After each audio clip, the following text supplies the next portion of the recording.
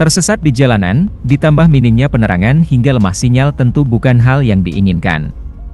Namun, siapa yang menyangka di balik musibah itu, akan datang pertolongan dari arah yang tak disangka-sangka. Seperti yang dialami oleh pemilik akun Twitter F3525, yang mana ia membagikan momen saat tersesat di hutan, namun dibimbing oleh seekor kucing untuk kembali ke jalanan. Dalam video berdurasi lebih dari 2 menit itu, ia memperlihatkan momen saat seekor kucing terus menuntun mobil yang ia kendari.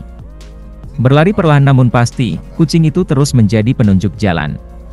Berhenti, lalu kembali berlari, kucing itu seakan tak ingin meninggalkan mobil itu dan terus menoleh ke belakang untuk memastikan mereka tetap mengikutinya.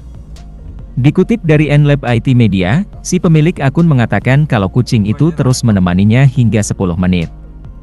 Ia sampai dibuat terkesan dan tentunya berterima kasih kepada kucing tersebut.